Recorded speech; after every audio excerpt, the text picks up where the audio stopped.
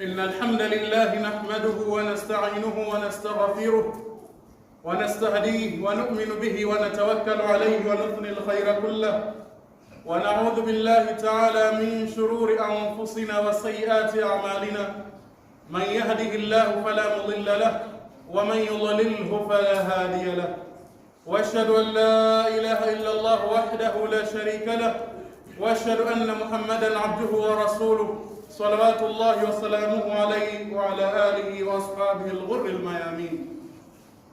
لقد قال تبارك وتعالى في محكم تنزيله بعد أعوذ بالله من الشيطان الرجيم: يا أيها الذين آمنوا اتقوا الله حق تقاته ولا تموتن إلا وأنتم مسلمون.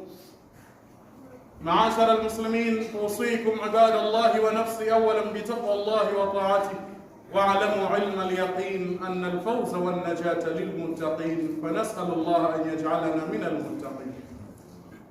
Watukufu Islam, sinabudi kukuhusieni kama ilivyowajibu kuhusia nafsi yangu juu ya swali zima la kumcha Allah subhanahu wa ta'ala.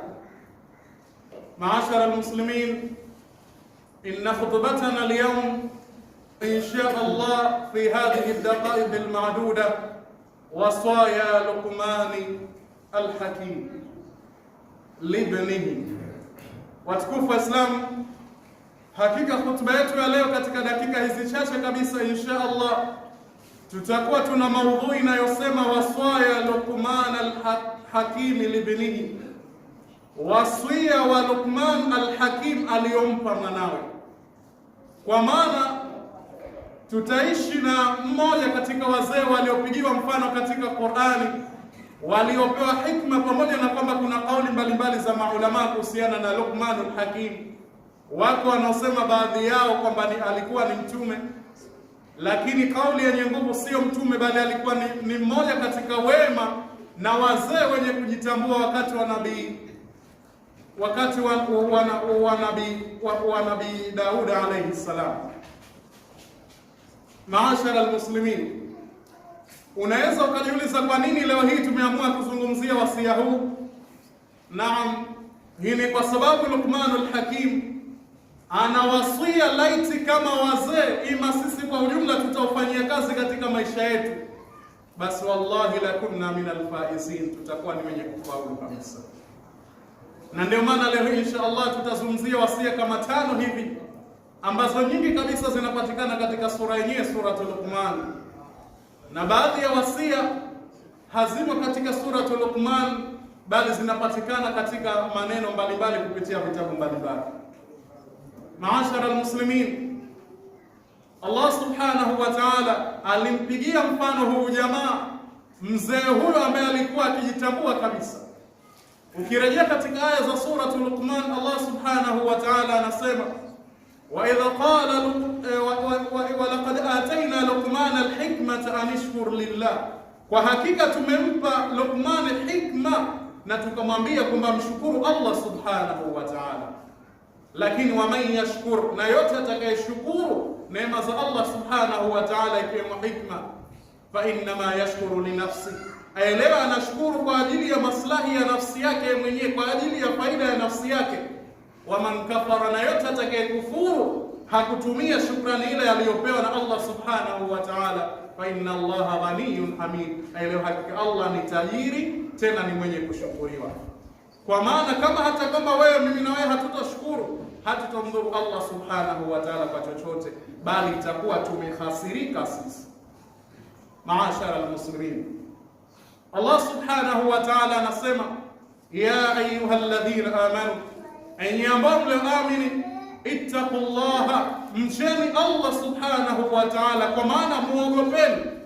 Na maana ya takwa ni mtu kuyafanya yale aliyoamrisha Allah subhanahu wa ta'ala na kujiepusha na makatazo yake. Baadhi ya maulama wanatuambia takwa ni kama kupita kwenye njia yenye miba, bila shaka unaangalia wapi pa kuweka mguu wako, kwa maana hii miba ni yale aliyoharamisha Allah. Kama ni mtu mwenye takwa huwezi kuyafanya, lakini mtu ambaye ukikosa takwa, maana yake wewe huchagui pa kupita, penye miba pasipo miba wewe unaweka mguu tu, na ndivyo wengi tulivyo watukufu wa Islam. Maashara almuslimin, Kwa ina maana mada yetu kama nilivyotanguliza kuisema kwamba tutakuwa tuna wasia wa Luqman, Imam Mzee Luqman al-Hakim mwenye hikma ambao kampa mtoto wake. Tarajio na madhumuni baada ya kuondoka hapa, ikiwa wewe ni mzee, na kila mtu ni mzee, kama sio kwa watoto wake, kwa ndugu zake, kwa namna yoyote, na ili kusadikisha kwamba kila mtu ni mzee, angalia pengine mtoto anapoambiwa shuleni au madrasa amuite mzee wake, pengine kuna kikao cha wazee. Kama hapatakuwepo na mzee, anawezekana akamuita kaka yake. Hiyo ni kuonesha pia ni sehemu ya mzee. Kwa hiyo tuchukue wasia huu vizuri na sisi tufanyie kazi, insha Allah tutafanikiwa pakubwa kabisa katika maisha yetu watukufu wa Islam, bali kwa akhira zaidi. Maashara almuslimin, wasia wa kwanza ambao Luqman kampa mwanawe, ambao umerekodiwa ndani ya Qur'ani, na tukisoma ndani ya sura hiyo tunatakiwa na sisi tuyachukue kazi, tuyafanyie kazi mafundisho haya, ima tuchukue wasia huu tuweze kuwahusia watoto wetu, ima jamaa zetu kwa ujumla. Wasia wa kwanza, alwasiyatu ala tarki shirki billah. Wasia wa kwanza aliyompa Luqman mtoto wake ni kumuhusia mtoto wake aachane na swali zima la kumshirikisha Allah subhanahu wa ta'ala. Hivi leo tukijiuliza, je, wazee tunapata muda wa kukaa na watoto wetu tukawapa nasaha kuachana na shirki? Lakini kabla ya kuwapa wale watoto wetu, sisi wenyewe je, tunajiepusha na shirki? Swali ambalo tumeshakulieleza katika hutuba kadhaa wa kadhaa kwamba ni swali ambalo ni baya kabisa, ambalo Allah subhanahu wa ta'ala halipendi, bali ni sehemu ya miongoni mwa madhambi makubwa. Kwa ina maana kama wewe ni mzee, unatakiwa umuhusie mtoto wako, ukiwa wewe ni nafasi ya kwanza kujua kumuhusia mtoto wako kuachana na swali zima la shirki, swali zima la kwenda kwa washirikina, swali zima la kwenda kwa watazamiaji nyota, pamoja na wale wote ambao sheria ya Kiislamu haikubali. Allah subhanahu wa ta'ala analizungumza hili, wa idh qala Luqman libnihi. Kumbuka aliposema Luqman kumwambia mwanawe, ya bunayya, ewe kitoto changu, la tushrik billah, usimshirikishe Allah subhanahu wa ta'ala. Limadha? Kwa nini? Inna shirka la dhulmun adhim, hakika shirki ni dhulma kubwa kabisa. Kwa miongoni mwa aina za dhulma, ikiwemo moja ni swali zima la shirki, na lina madhara mbalimbali kama tulivyokwisha kulieleza katika hutuba kadha wa kadha zilizopita. Hatuna haja ya kurefusha, lakini maana ukiondoka hapa ikiwa ni mzee, chukua nafasi hii kuwahusia watoto wako kwamba waachane na swali zima la kumshirikisha Allah, na hasa watoto wanawake, kwa sababu inaonekana katika watu waliopanda chat ni wakeweza namna wanavorogana. Mara nyingi wanaenda kwa washirikina na kusababisha mashaka mbalimbali ndani, na ndio maana kuna ndoa nyingi zina mashaka za ukeweza, kwa sababu baadhi ya wakeweza hawana takwa. Wao kwa waganga ndiyo bora, na saa 24 ndipo wanakoenda, na bahati mbaya mganga yule naye hana takwa mbele ya Allah, anafanya tu, anafarakanisha ndoa yao. Kwa ni pahali pako kama mzee kuwapa watoto wako wasia waachane na swali zima la kumshirikisha Allah subhanahu wa ta'ala, kwani ni swali ambalo lina madhara makubwa tukufu wa Islam. Na ukipa katika hali kama hizo, tumeshaeleza kwamba wewe si Muislamu, na kama sio Muislamu basi matarajio kwamba salama haipo hapo mbele ya Allah subhanahu wa ta'ala. Maashara almuslimin, wasia wa pili ambao ameutoa Luqman kumuhusia mwanawe, ambao na sisi tuuchukue ili tufanikiwe katika malezi, katika kuleta maendeleo katika jamii yetu, alwasiyatu ala mujalasati as-salihin. Ni wasia juu ya kukaa, kumuhusia mwanawe kukaa na watu wema. Luqman al-Hakim ana maneno alimwambia mwanawe, ya bunayya, ewe kitoto changu, idha ra'aita qauman yajlisuna yadhkuruna, au idha ra'aita qauman yadhkuruna Allah fajlis ma'ahum. Ukiwaona watu wamekaa wanamtaja Allah, wanafanya kheri mbalimbali, kaa nao. Na ukiona watu ambao wamekaa hawamtaji Allah, vikao hivyo kazi yao ni kusengenya, kupanga fitna mbalimbali, kupanga mambo mbalimbali yasiyo maana, au kujadili mambo mbalimbali yasiyo maslahi, achana nao. Nani katika sisi wazee leo hii alikaa kumhusia mtoto wake?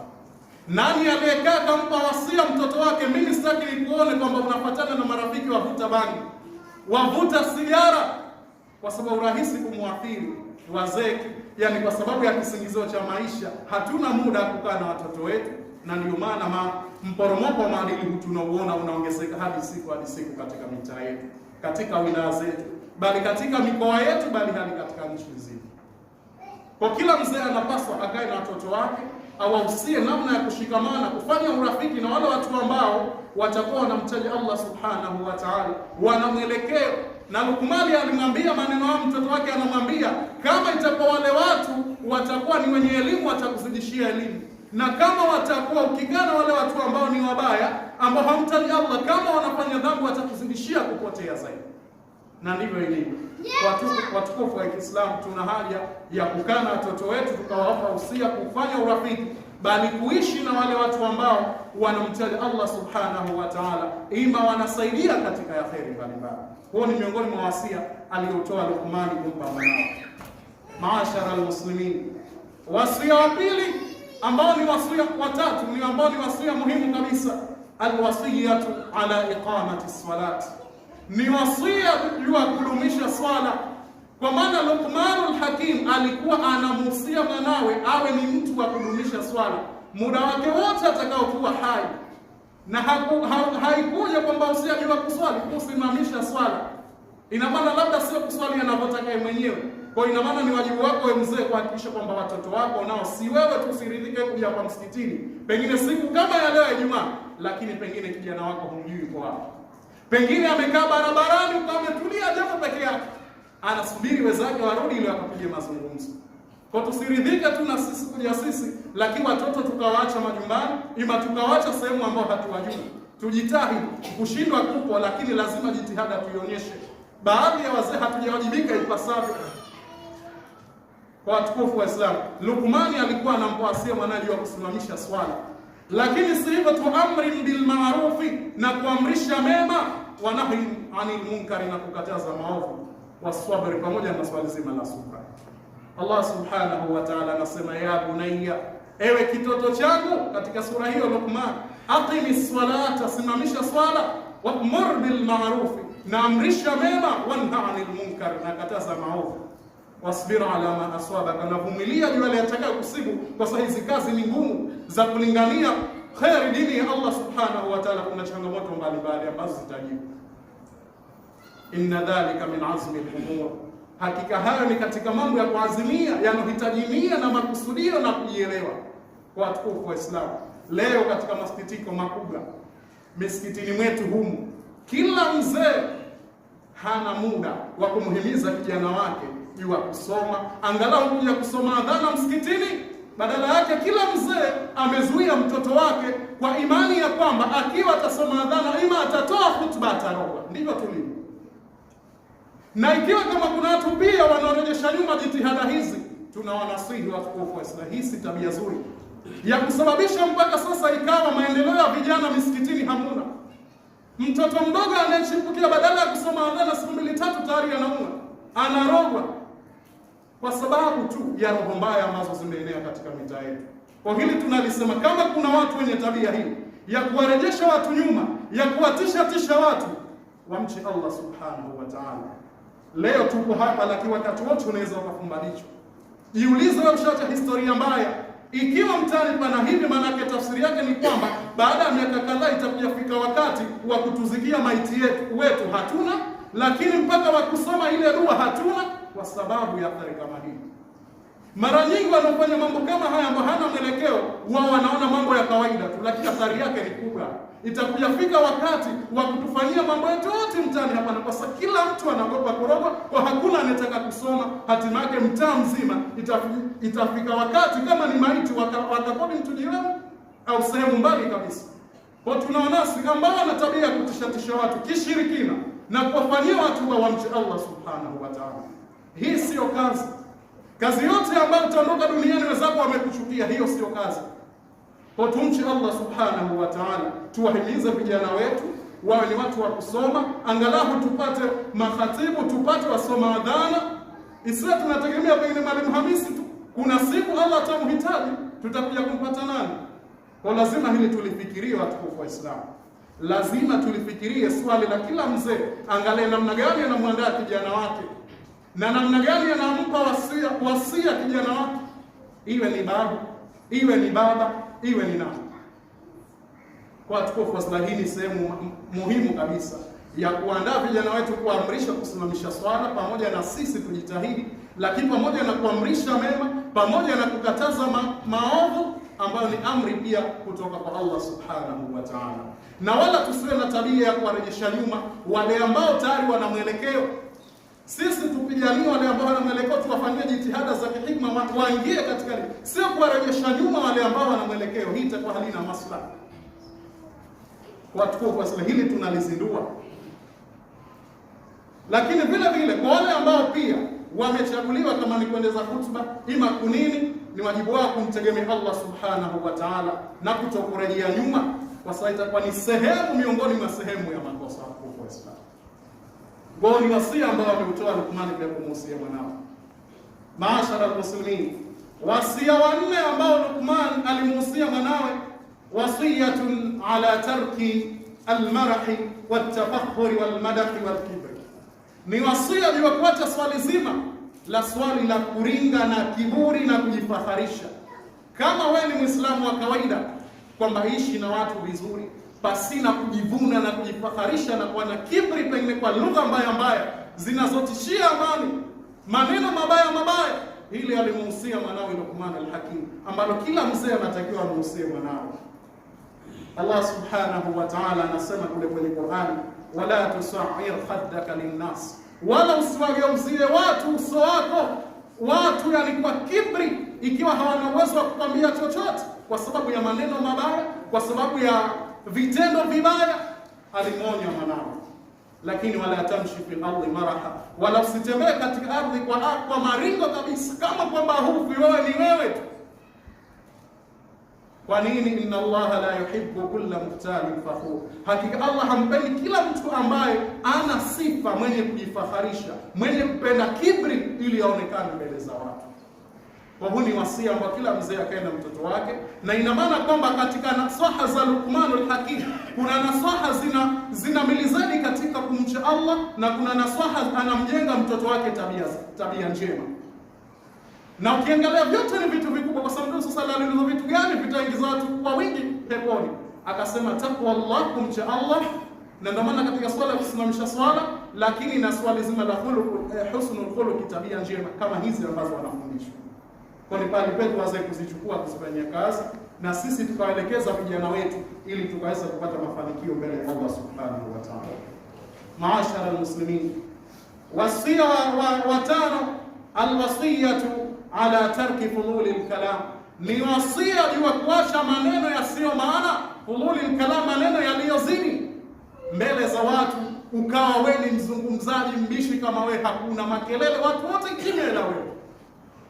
Na ndio maana mmoja katika wanazuoni ana maneno ya hikma, anasema idha tamma aqlu almar'i qalla kalamuhu, zikitimia hasa akili za mtu maneno yake yanakuwa machache. Zini alkalam idha nataqta wala takun firthat, pima maneno unapozungumza, usiwe mtu ambaye mporojaji.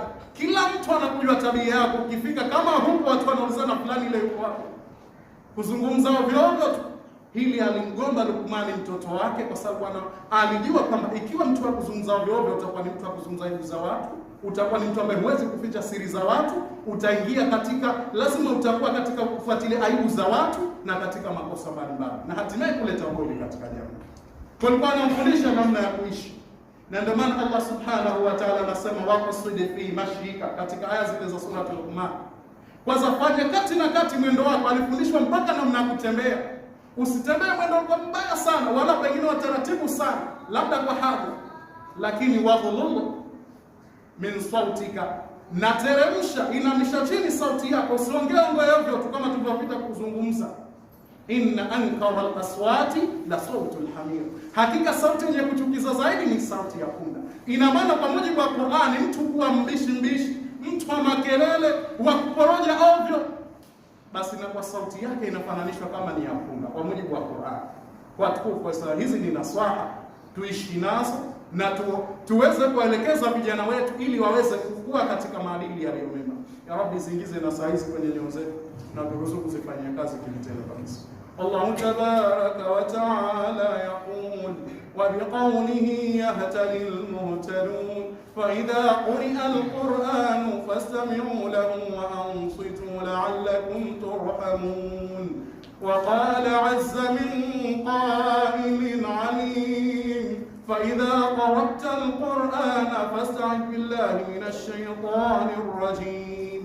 أعوذ بالله من الشيطان الرجيم. يا أيها الذين آمنوا اتقوا الله حق تقاته ولا تموتن إلا وأنتم مسلمون. Watukufu wa Islam, sinabudi kukuhusieni kwa mara ya pili kama ilivyowajibu kuhusia nafsi yangu juu ya swali zima la kumcha Allah subhanahu wa ta'ala. Ikiwa maudhui yetu naikumbuka vizuri kabisa, bila shaka ni wasia wa Luqman, na leo tumeishi katika wasia 5 tu. Huyu jamaa ana wasia nyingi kabisa, lakini insha Allah akitufikisha uhai, tukifika uhai insha Allah, tukipata nafasi tutakuja kuzungumzia wasia nyingine. Lakini cha msingi tu kwamba tumezungumza wasia ya wazee kuamrisha watoto wao kusimamisha swala, kudumu katika dini, kuamrisha mema na kukataza maovu, lakini pamoja na namna ya kuzungumza watu, pamoja na kuamiliana na watu mbalimbali. Hizi zote ni wasia na tunatakiwa tuzifanyie kazi watukufu wa Islam. Ya Rabbi, izingize na saizi kwenye nyoyo zetu na turuzuku kuzifanyia kazi vitendo kabisa kama alivyofanyia kazi maswahaba wa Mtume sallallahu alaihi wasallam. Inna Allaha wa malaikatahu yusalluna 'alan nabi ya ayyuhalladhina amanu sallu 'alayhi wa sallimu taslima. اللهم صل وسلم وبارك عليه. وارض اللهم عن ابي بكر الصديق التقي وعمر الفاروق النقي وعثمان ذي النورين الزكي وعلي الوفي الرضي وعن 6 الباقين. اللهم اصلح ولاة المسلمين في كل مكان ووفقهم الى العدل وجنبهم الجور والظلم والفسوق والعصيان ما ظهر منها وما بطن من بلدنا هذا خاصة ومن بلدان المسلمين مع القرى عامة إنك على كل شيء قدير. اللهم اغفر للمؤمنين والمؤمنات والمسلمين والمسلمات الأحياء منهم والأموات.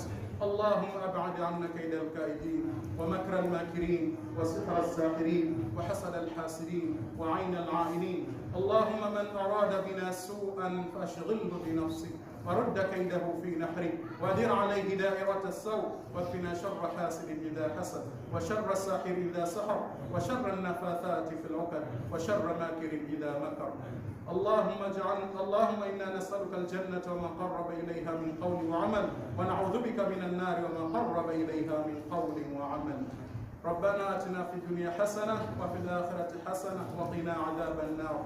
عباد الله، إن الله يأمركم بالعدل والإحسان وإيتاء ذي القربى وينهى عن الفحشاء والمنكر والبغي يعظكم لعلكم تذكرون. اذكروا الله العظيم الجليل الكريم يذكركم ولذكر الله